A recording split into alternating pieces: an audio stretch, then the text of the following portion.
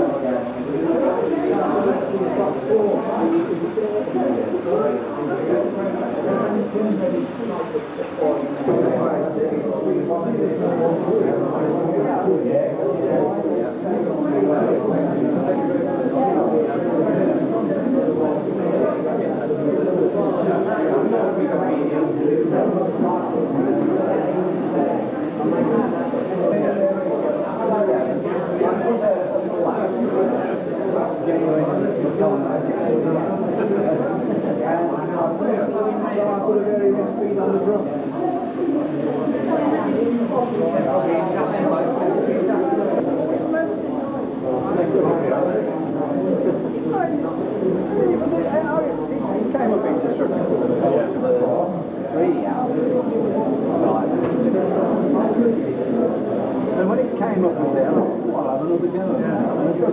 I did the drum, his drum is excellent. Superb. You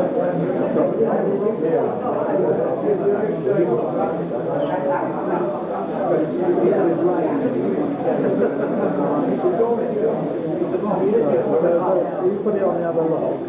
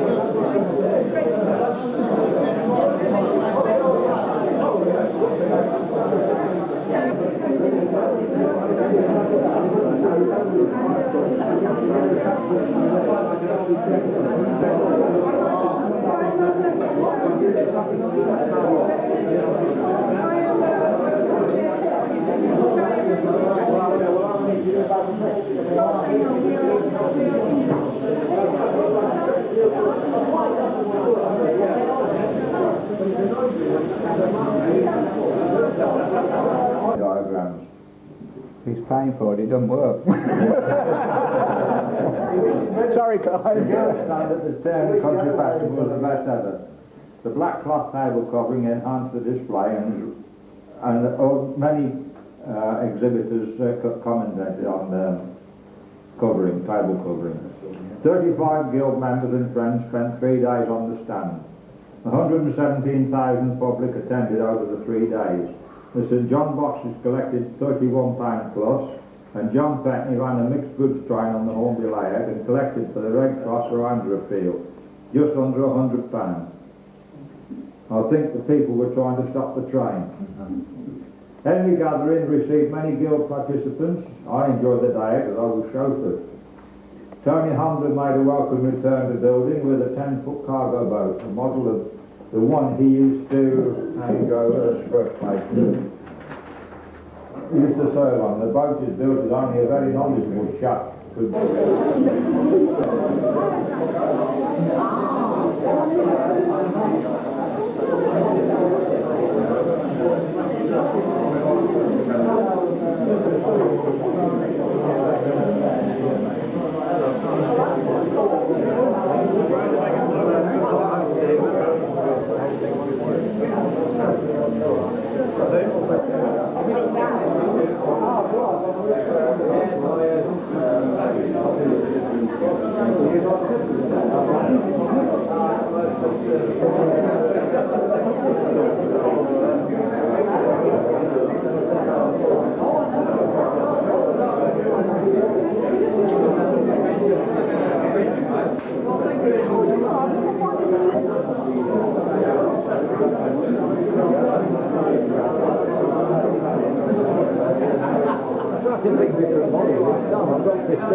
Lovely. Boring if you think of the same. Well, it is for me, it doesn't matter.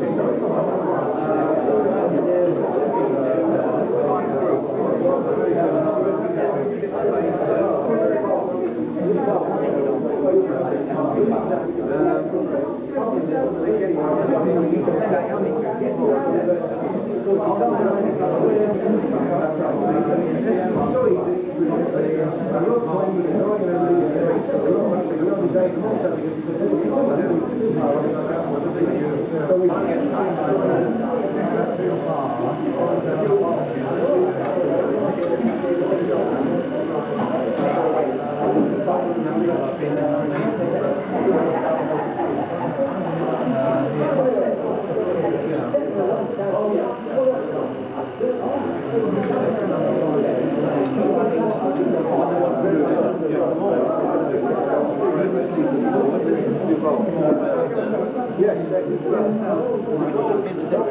Work the head down like that. Forward. And then it all there. They get stage one. There was a rail bent like that. We don't want to use it, do we?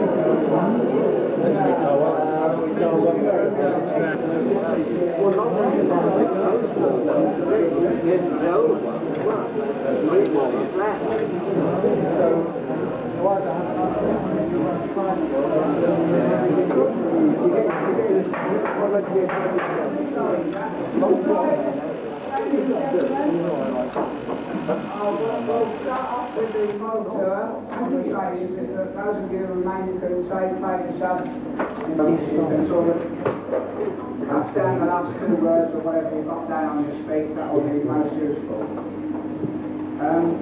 First of all, is we miss something out on the any other business, and before we start, which is going to be... Onto the red arrows, inspired by my son Stephen, we bolted a few red framework plates together last year sometime. I thought that looks like a red arrow. So come Christmas I sat down and designed the nearest thing I could get to a Hawk jet aircraft that the red arrows fly. When I developed this particular jet, I thought that looks pretty damn good. What shall I do with it now? Let's build another 9. So what, build 9, so what do we do with it now? Put it on some sort of gantry and make it fly. So it just sort of grew and grew and grew till we got what we've got now. Unfortunately, it can't produce paces, because like all good Meccano models, we've got a little fault on it. And it's electrical, unfortunately, which is a bit of a joke, if everybody knows I'm an electrical contractor. Yeah, we've got there's a mechanical sequencer in the centre here, electromechanical. There's 5 small micro switches which operate by a cam system, which call up the various pairs of jets to alter places.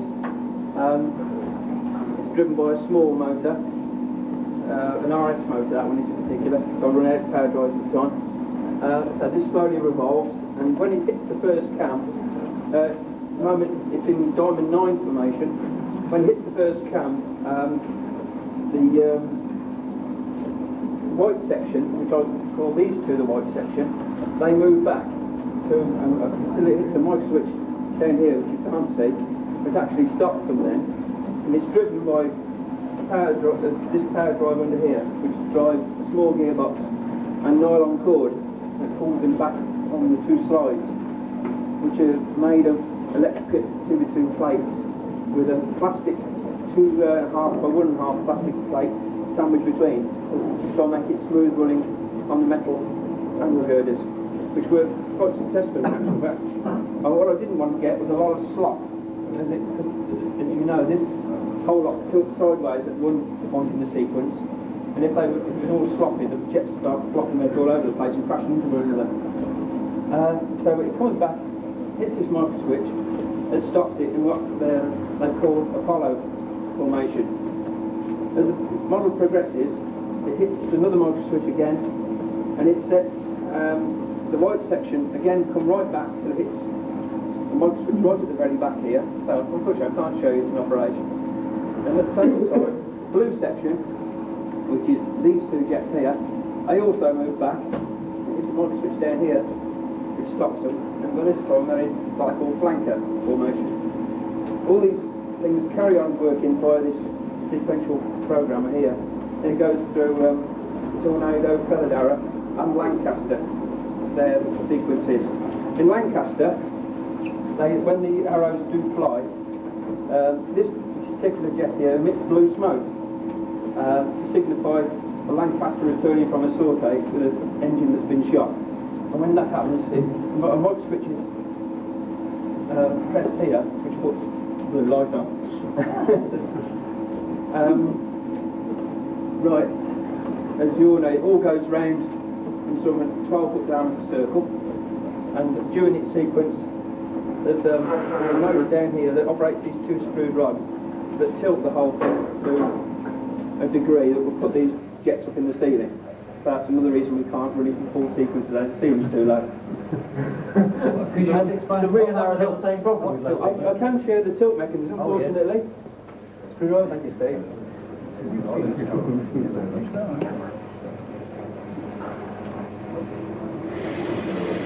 That is one sequence it does. It all goes sideways.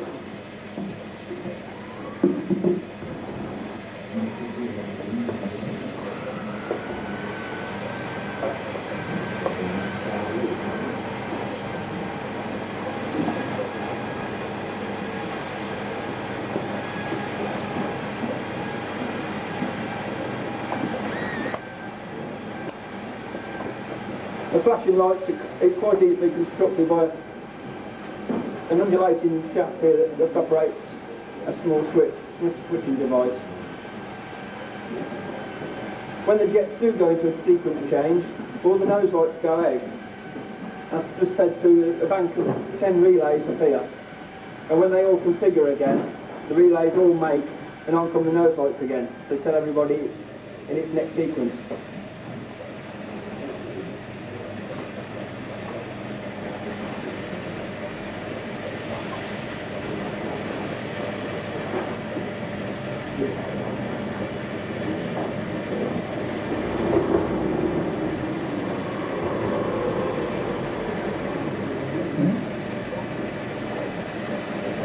May I ask a question which is sorry, stop. When you sequence a formation sequence and stop by hitting a micro switch, Yes. how is it possible for it to get going in the opposite direction again? Once again, it's from the cam system up here. The cam slowly rotates, and when it comes to its time to start again, the cam touches a micro switch that tells it to go again. But the stop switch is as open as that. Yes, but the relays up here, they do the switching and the stopping. They stop and tell the motor to reverse, but the motor doesn't reverse till the micro switch tells it to go again. Now this comes at the most tricky part of the model. When I built it, with all this weight hanging over the side here at 90 degrees, how are we going to get that back up without a counterbalance? We've got 14 kilograms of weight up here to counterbalance the whole model. But here, we've got no way of doing it without great big compass gears. And two very nice little thrust bearings down here, made up of 4 bearings on the front wheel of the bicycle. That was Bert Halliday's idea, wasn't it? Everybody remember Bert? Who came up with that idea for thrust bearing. 2 small contracts with these little ball bearings set inside them, and a 3/4 washer. Make a very good thrust washer. Now I didn't really know if this was going to work, but we're pressing that button. You see, it does it quite effortlessly.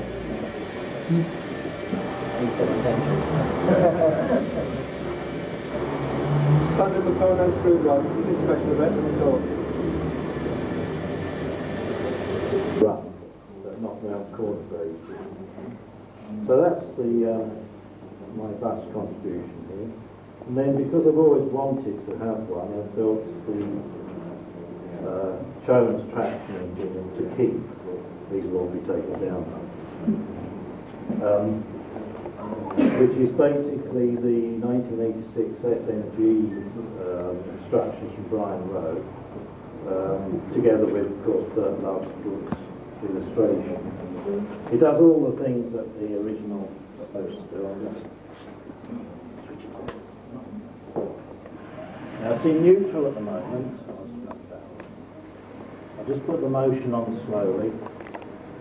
I left the plates off here because I wanted to be able to see the motion. It's very compact. I widened the boiler out to 2.5 inches so I can get a 2-cylinder and eccentrics within the 2.5 inch width. So it's a built-up crankshaft made of threaded coupling and double arm cranks all bolted really tightly. Seems to work all right.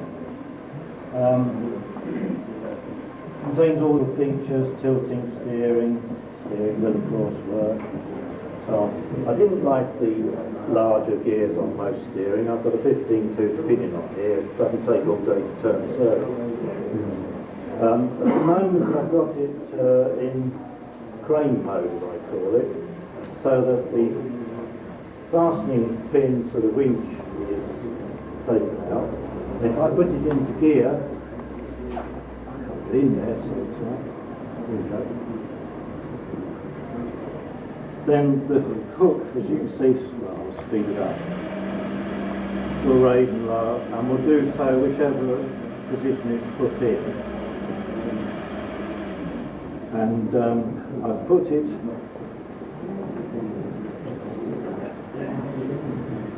I've never seen one of these in the flesh with the crane working, so I've had to work out how the cord goes, so if it's not quite right, you'll have to tell me, but at least it works. The other thing that always has intrigued me, and this is a true story, is why this micro elastic belt stays on when there are no flanges to that flywheel, and it doesn't come off. And it's just the edge of the two ball bearing flange braces clamped together. When I went to Bressingham a few years back, I stood and looked at this threshing machine working away, being driven from this large flywheel. The pinion, the pulley at the farm end had flanges on it, but not the flywheel. And there was an old boy there, sitting there with his old sports jacket, trilby hat, looking into space. And I plucked up courage and I asked him, does that belt ever come off? And he sat and thought for a few seconds. He said, well, he said, 5:30 every day it come off. That was it. I just couldn't explain to him that I couldn't see why that belt didn't come off. Because to him it was a fact of life. And he did. And I don't know to this day why they don't come off. The crown. It is the crown. The wheels are crown, and the belt rides up onto the... Yeah, because I actually built with a wide up belt, a belt drive with a flange wheel and a push wheel, and he did insist on riding up and coming off. So you leave the flanges off, it stays there. Absolutely amazing. So that's the what I've got today. Okay.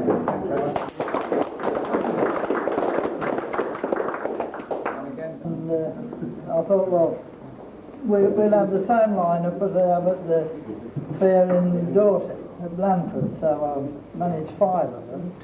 And then, of course, one thing leads to another. You have to have a fairground to go with it. And you have to have a tractor with the coal and water and whatever to keep the engines going. Now, the engines, there's 9 LEDs on each one, and each engine runs off one 100 ohm 3-watt resistor. There's one for each engine, and they're just plugging at the back here. This Maplin's flashing LEDs, which if you keep them under 12 volts, well, they don't need resistors. These are ordinary 12-volt bulbs, and they're both driven by the same motor. The models inside are OO gauge models, which we've had to cheat a little bit with a little speck of 2.03 because they kept falling out. And well, that's basically that.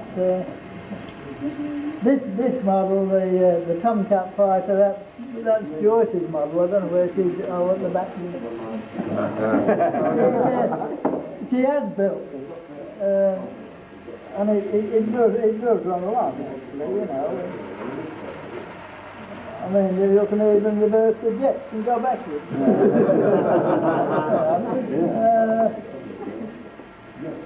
Now, this is a number 6 model with a few modifications.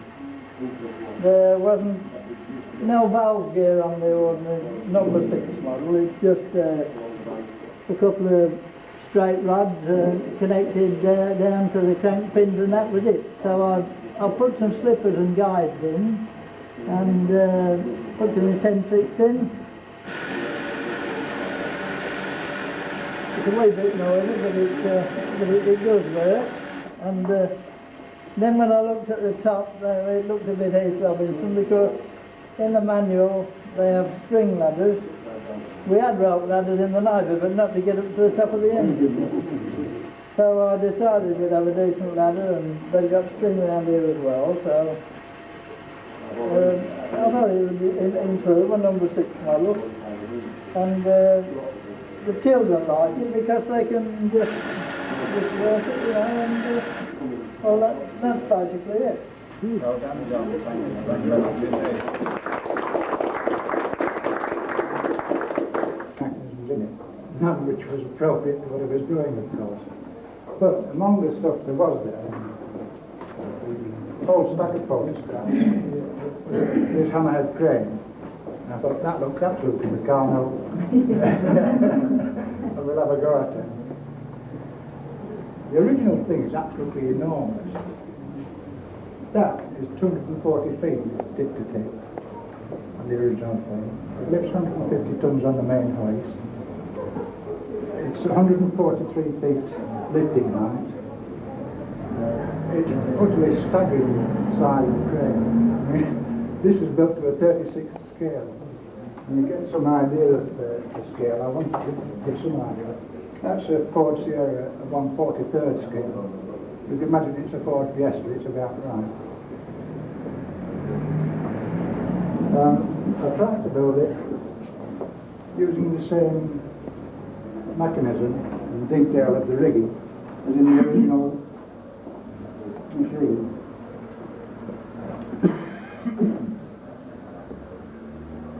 One thing you can't do in Meccano very well is to get a rope to lay up as you want it.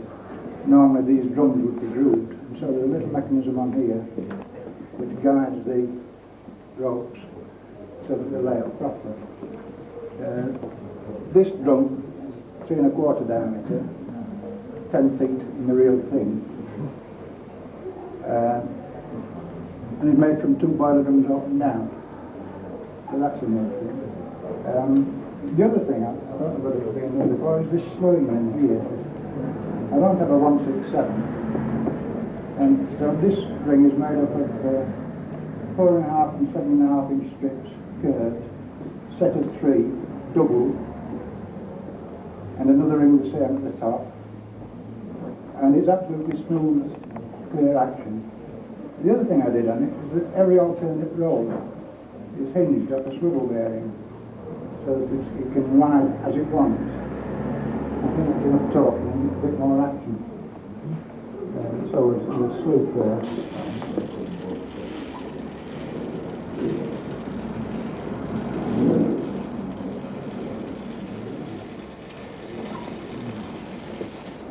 Again, it follows the original, purely enough. All the motors in the original were 50 horsepower, 350 RPM, and I've used 5 identical little motors. Rocking in and out.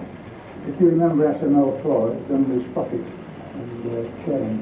This is really a quite different sort of animal, much bigger in scale, and it's done by wrapping on the drum 3 turns round.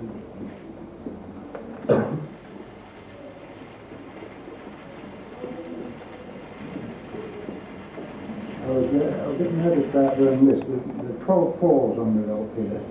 This is the biggest block I've ever made, and I thought I was going to have a lot of trouble. And it's Roland told me this morning, well, no, I think it's in general works pretty well. It will lift the 10-pound block up with no problem. And in fact, if you scale the 150 tons, the scale for this, 36 cubes, it's about 7 1/4 pounds. So it really lifts its scale low, you know. Well, as Roger said in his newsletter the other day, it's a crane is a crane, you know. Yeah, thanks very much indeed, Mike. Roger Wallace's all-bevel gear differential. I think it's the closest to the prototype car differential that you can get in the car. That's made it a little bit more realistic. The boiler end is on the back rather than having a pair on the sides. It's a bit more impressive for shape. No, thank you very much.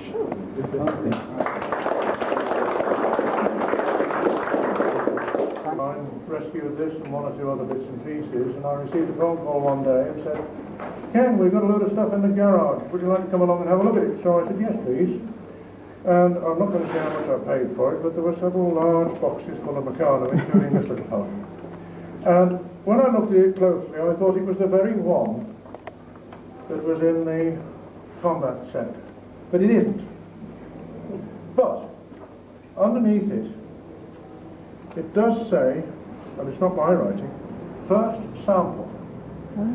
So one could conjecture, and one cannot prove, and one never will prove unless one finds the person who actually made it, that this was probably the very first combat ambulance ever to be built. And more than likely, before the contents of the combat sets were made up, because what they did, they produced various prototype models to see what could be made out of given selections of parts before they gave them the set's titles. And this indeed differs from that which is in the manual purely because it has a steering wheel, a small steering wheel, and it's bolted in rather than 3 1/4 inch washer on a short screwed rod, and the decals, which give the game away completely, are different. But otherwise, I believe, I've got good reason to believe, because these labels are all absolutely genuine. I was very careful only to dust it with a paintbrush, and it's stood at home for a long time, let's put it that way, on a shelf from the days when it was thrown out into a skip outside Binns Road. So it is a Binns Road product, and I believe it is unique. That's all. Thank you.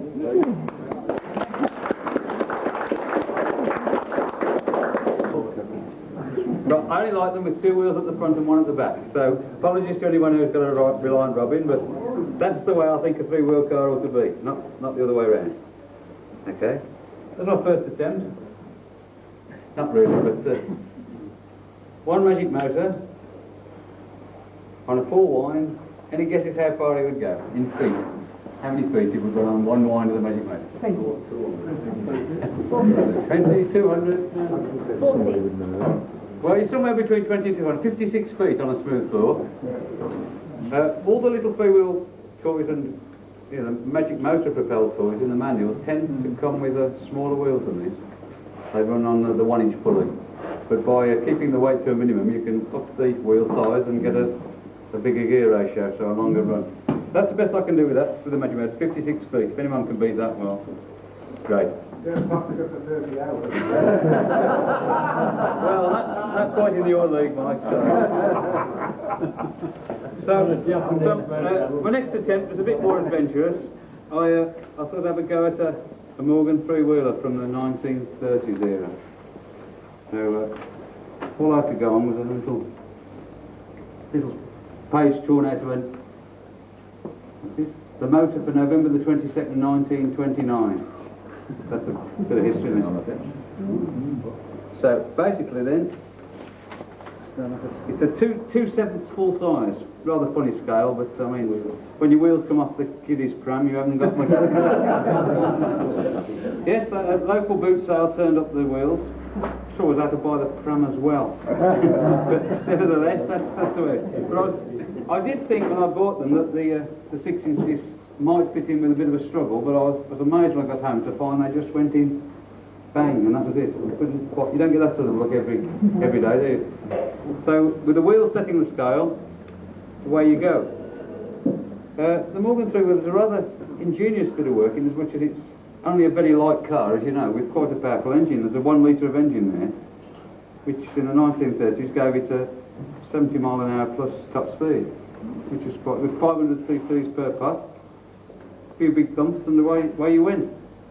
Wasn't the frame wooden in those days, I believe? Most of Well, no, this one is shows steel tubes for the 2 motors. There were quite a few of the 3-wheelers that were made with the Well, Morgans do go back a very long way, of course. Yeah.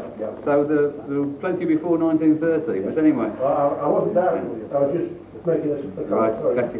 So basic framework, chassis, and this member here, I didn't realise, not knowing much about it, apparently this is a steel tube which bolts firmly at each end, and that is a sort of additional chassis member. The depth of this chassis is that really, not that. So I mean, it's got about a 6-inch girder depth, and this is bolted with big flanges, so it isn't just a protection for the prop shaft, which I thought, I thought that the prop shaft running down the middle was protected by the tube. That's not half the story. That is a stressed member. So you've got a chassis like that. What else have we got? Oh yeah, starting at the front then. If you were a buyer of one of these, a purchaser, you could choose your engine. You could either have a Jap or a matchless. Main difference being that the Jap was water-cooled and the matchless was air-cooled. Well, this motor here is a bit of a combination of the two. It sort of looks like a Jap on the top, but it's got matchless air-cooled fins at the side. So I tried to incorporate as many bits. It had to be a matchless because I got some M stickers up on the Meccano. I couldn't waste those, so it had to be a matchless come Jap, all right? So that's the motor. You drive down through your central prop shaft to a thing there which I suppose you call it a gearbox, but it wasn't really a gearbox because there weren't any gears in it, I understand. I believe all that was inside there was a mechanism which allowed a shaft to go left or right with a big dog clutch on each side. And you either picked up that chain drive for your first gear or that chain drive for your second gear. So you drive on one or the other, obviously with different ratios according to the sprockets fitted. So I understand first gear was, well, some people call them first and second. The racing boys used to call them fast and faster. It was about 30 mile an hour for the first gear and 70 plus on the second. So it's all to do with power weight ratio. I mean, it was a light car and quite a beefy motor, so it would go, right? That's about it, I think. Well, I hope to build a body for it, perhaps in the next meeting, but we'll worry about that in a few months' time. That's it for today anyway, okay?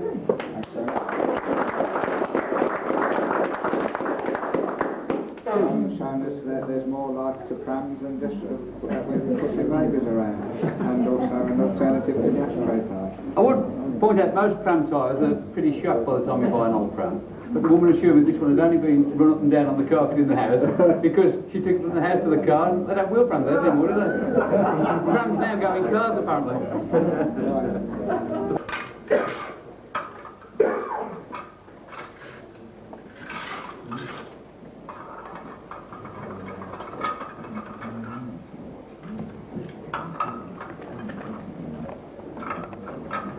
Fit into a plastic container like that and then place them in there and switch on. There are two motors. One is used to drive the mechanism.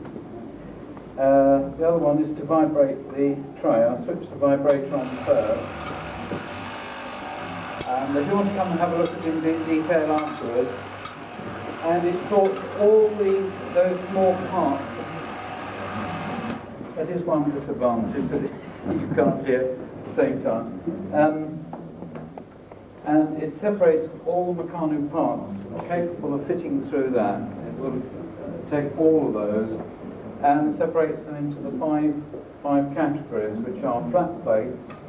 I call some flat plates, that's 1.5 inch strips, fish plates, only, washers only, nuts only, bolts plus other items that will have a measurement which precludes the possibility of them going under that trap. That it includes axle rods, screwed rods, compression springs, spring clips. And then anything greater than that, which would include collars, couplings, etc., will finish up in that tuck there. What I have found, even though I've used it a lot, the idea behind it is basically you switch it on, then you go off and cut the grass or something else, do something else on a day like today, and come back with it all done. But I find it so interesting to see how the various parts get together and produce undesirable results, that I find it very difficult to actually leave it to do the job, which is what it's designed to do.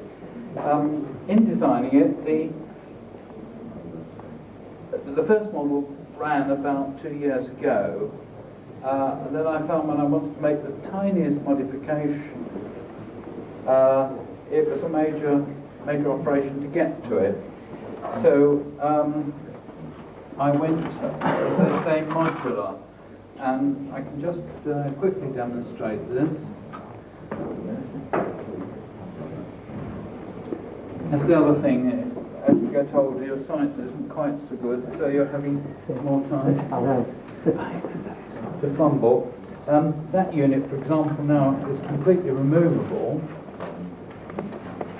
and each of these items, these tray holders, can travel up or down to fit any modifications.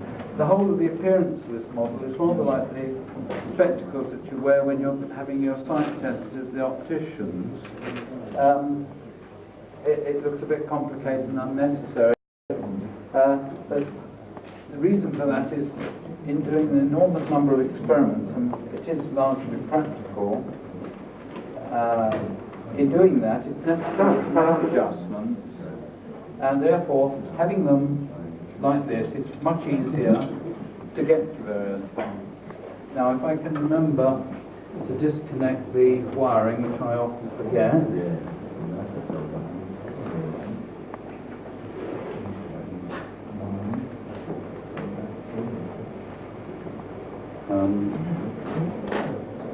Starting, this is basically 3 units. There's the hopper itself, together with the feed mechanism, which incorporates a back feed to compensate for the fact that where you have so many parts of such wide range of sizes, there tends to, when you put a lot in, there tends to be a surge. Well, the bottom wheel here actually runs backwards, so if you do have a tendency to surge, it pushes the parts backwards and supplements the pressure on this plate, so it cuts down, so it's sort of self-compensating. But this unit is removable by 4 nuts. Under here there are 4 screws, and this unit comes off the motor unit. 68 tons, fully laden. It's got a torsion bar suspension which is fully functional as on the original model, and the torsion bar does work, and I have dropped it and it's sprung back up again. So it's quite sturdy at the moment. Each torsion bar is set at 2.4 pounds at the moment, because that's approximately the weight I've got there. So the support that's halfway along the movement of the torsion bar. The torsion bar itself is actually exactly as it is on the original tank. You have an adjuster which you can slide up and down. That being at the smallest setting, and it turns. If the weight of the model gets greater, you slide that along and the tension is locked up. Because in this stage you're working through that section, and that one you're working through that, therefore you get a lot more twist on it. Decent coupling up, there's 36 couplings on the torsion bar. I've got a few and I had to make a few more. It's got 36 3-hole couplings, then we go non-standard, we've got 4-hole couplings which support the road wheels on the end here. There's 36 axle rods, which are probably going to be bent all over the place at the time it's finished, so they'll have to be restraightened. There's 72 links per side in the track, and they're quite heavy, they are. In the track, added all up with nuts, bolts and washers, there's 1,800 parts, and that's just in the track alone. The drive is a double differential drive, virtually a brake differential stuck together on a pair of epicyclic differentials. So you have the main drive coming in, which drives the tank, and the secondary drive through the brake differential gives you the radius of turn for each gear.